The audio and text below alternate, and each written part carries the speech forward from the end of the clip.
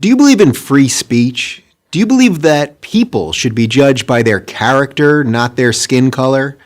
Do you believe in freedom of religion? If you believe these things, you're probably not a progressive. You might think you're a progressive. I used to think I was. My show, The RUBIN Report, was originally part of the Progressive Young Turks network. Progressives struck me as liberals, but louder. Progressives were the nice guys. They looked out for the little guy. They cared about women and minorities. They embraced change. In short, who wouldn't want to be a progressive? But over the last couple of years, the meaning of the word progressive has changed. Progressives used to say, I may disagree with what you say, but I'll fight to the death for your right to say it. Not anymore. Banning speakers whose opinions you don't agree with from college campuses, that's not progressive. Prohibiting any words not approved of as politically correct, that's not progressive. Putting trigger warnings on books, movies, music, anything that might offend people, that's not progressive either. All of this has led me to believe that much of the left is no longer progressive, but regressive. This is one of the reasons I've spent so much time on my show talking about the regressive left. This regressive ideology doesn't judge people as individuals, but as a collective. If you're black or female or Muslim or Hispanic or member of any other minority group, you're judged differently than the most evil of all things, a white Christian male. The regressive left ranks minority groups in a pecking order to compete in a kind of oppression Olympics. Gold medal goes to the most offended. Martin Luther King Jr.'s dream that his children would be judged by their character and not their skin color was a liberal idea, but these days it's not a progressive ideal.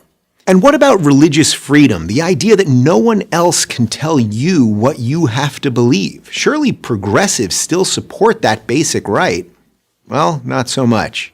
I'm a married gay man, so you might think that I appreciate the government forcing a Christian baker or photographer or florist to act against their religion in order to cater, photograph, or decorate my wedding. But you'd be wrong. A government that can force Christians to violate their conscience can force me to violate mine. If a baker won't bake you a cake, find another baker. Don't demand that the state tell him what to do with his private business. I'm pro-choice, but a government that can force a group of Catholic nuns, literally called the Little Sisters of the Poor, to violate their faith and pay for abortion-inducing birth control can force anyone to do anything. That's not progressive, that's regressive. Today's progressivism has become a faux moral movement hurling charges of racism, bigotry, xenophobia, homophobia, Islamophobia, and a slew of other meaningless buzzwords at anyone they disagree with. The battle of ideas has been replaced by a battle of feelings, and outrage has replaced honesty. Diversity reigns supreme as long as it's not that pesky diversity of thought. This isn't the recipe for a free society, it's a recipe for authoritarianism.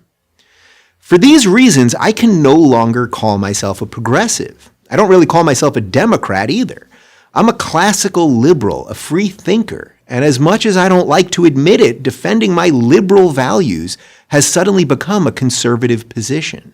So if you think people should be able to say what they think without being punished for it, that people should be judged by their behavior, not their skin color, and that people should be able to live the way that they want to live without government interference, then there's not much left on the left for you.